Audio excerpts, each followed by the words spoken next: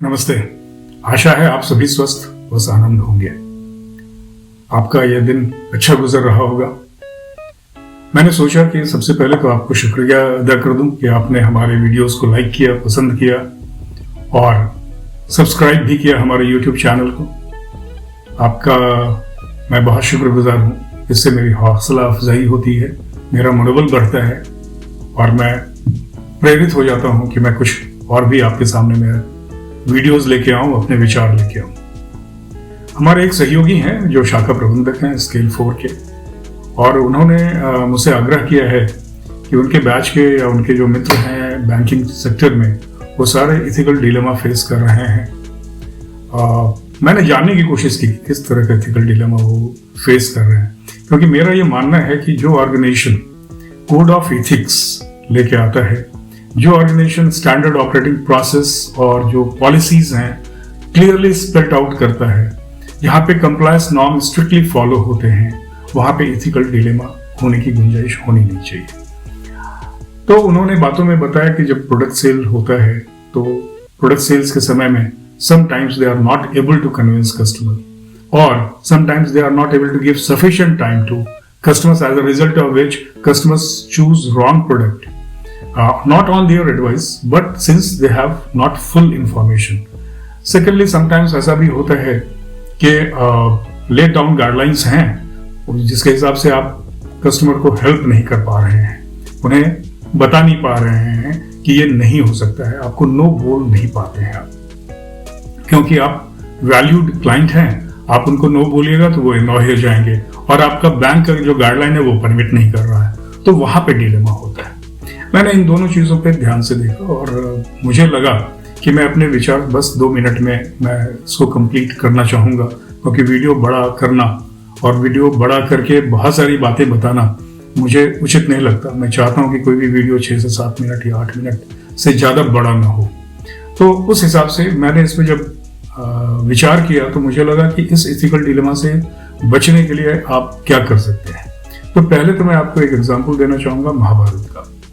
महाभारत में जब अर्जुन के सामने में यह प्रश्न आया कि उनके सामने में जो सेना थी उसमें सारे रिलेशंस थे, चाचा थे, दादा थे, मामा थे, कजिन्स थे, और उन्हें लगा कि मैं किससे लड़ रहा हूं, अपनों से, ये तो हमारे लोग हैं। तो उन्होंने गांडीव रख दिया। तब कृष्ण उनको समझाने लगे और समझाते समझाते गीता का पूरा सार, उस समय में जो कर्म योग पे आधारित है, पूरा उनको बताया। और उसका सार यही है कि युद्ध जो है वो जीतना है, युद्ध जीतने के लिए लड़ा जा रहा है, और उसमें यह नहीं देखा जाएगा कि आपका बाण किसको जाके मार रहा है। जो सामने में है वो आपके अपोजिशन के लोग हैं और उनको आपको हराना है। तो जो रास्ता आपके पास है वो युद्ध ही है, और इस युद्ध के रास्ते पर आपको जो स्टैंडर्ड ऑपरेटिंग प्रोसेस युद्ध का था महाभारत का, उसको फॉलो करते हुए आपको आगे बढ़ना है। काफी कुछ समझाने के बाद अर्जुन ने युद्ध लड़ना शुरू किया, क्योंकि उन्हें यह बात समझ में आ गई कि युद्ध के अलावा कोई रास्ता नहीं। जो बैंकिंग सेक्टर में लोग हैं उनको सामने में कौन है ये नहीं देखना है, उन्हें देखना है बैंक का गाइडलाइंस क्या है, बैंक का कोड ऑफ एथिक्स क्या है, बैंक का रेगुलेटरी कंप्लायंस नॉर्म्स क्या है, उसको स्ट्रिक्टली फॉलो करना है। आपको नो बोलना डिफिकल्ट नहीं होना चाहिए। अगर वो नॉर्म्स में फिट नहीं बैठता है तो आपको आराम से नो बोल सकते हैं आप कस्टमर्स को, लेकिन आपको ये बताना होगा कि आप नो क्यों बोल रहे हैं, और आपका रेगुलेटरी रिजीम या आपका कंप्लायंस नॉर्म या आपका जो बैंक का स्टैंडर्ड ऑपरेटिंग प्रोसेस है या कोड ऑफ एथिक्स है, उसमें वो क्यों नहीं फिट बैठ रहा है, और वो नहीं बैठ रहा है इसलिए आप ये काम नहीं कर पा रहे। यहां तक प्रोडक्ट सेल की बात है तो प्रोडक्ट सेल कभी कभी जो हम मिस सेलिंग की बात करते हैं या फोर सेलिंग की बात करते हैं वो होता नहीं है, क्योंकि आप, जैसा आपने खुद ही कहा कि आप पूरी जानकारी कस्टमर्स को दे नहीं पाते या उनके पास समय नहीं होता है कि वो पूरी बात समझ सके। मेरा यह कहना है कि customer must be given the option to choose the best product as per their perception. आपको सिर्फ फीचर्स की जानकारी ठीक से एक्सप्लेन कर देनी है, आपको उन्हें एक एक चीज समझा देना है। और मैं तो ये बोलूंगा कि अब सारे लोगों के पास मेल एड्रेस भी उपलब्ध होते हैं। जब आप उनसे बात कर लेते हैं तो कुछ समय के बाद उनको एक मेल जरूर शूट कर दें और उसमें वो सारी जानकारी उपलब्ध करा दें कि आपने उनको क्या कहा था, और उनसे कहें कि आप जैसा कहेंगे हम वैसा करेंगे। क्योंकि प्रोडक्ट सेल कस्टमर्स को चूज करना है, उसको क्या प्रोडक्ट चाहिए, उसका रिक्वायरमेंट है, वो आप जज नहीं कर सकते। तो मेरा ये कहना है कि जिस दिन आप कस्टमर पे छोड़ देंगे कि वो प्रोडक्ट सेल करना और सारे फीचर्स, सारे स्पेसिफिकेशन आप एक्सप्लेन कर देंगे, आपको दुविधा नहीं होगी। थर्ड दुविधा कभी कभी आपको होती है कि आप कुलीग से शेयर नहीं करते और उनको आप बताते हैं तो वो आपको मना कर देते हैं कि ये नहीं हो सकता।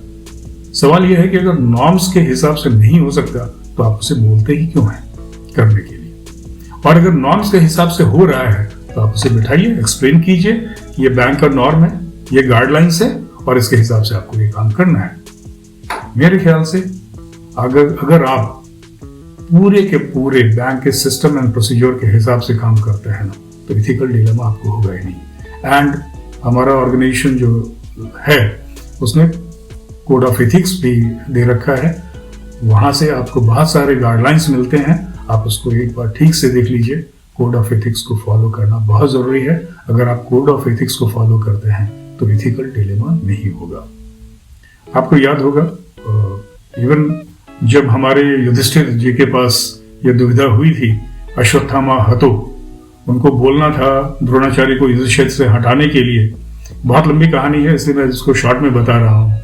तो उन्होंने अश्वत्थामा हतो, वो झूठ नहीं बोलते थे, और द्रोणाचार्य ने कहा उनसे कि बताओ क्या अश्वत्थामा मर गया? तो उन्होंने कहा अश्वत्थामा हतो नरो व कुंजरो। उन्होंने झूठ नहीं कहा, उन्होंने रास्ता निकाल लिया कि उन्होंने नरो व कुंजरो बहुत धीरे से बताया, अश्वत्थामा हतो जोर से बताया। तो द्रोणाचार्य ने सिर्फ अश्वत्थामा हतो सुना, वो सुन नहीं पाए नरो व कुंजरो, और वो युद्ध क्षेत्र छोड़ के चले गए, मूर्छित हो गए और उनकी हत्या हो गई उसके बाद। तो युद्ध में जीतना कर्तव्य था, स्टैंडर्ड ऑपरेटिंग प्रोसेस था।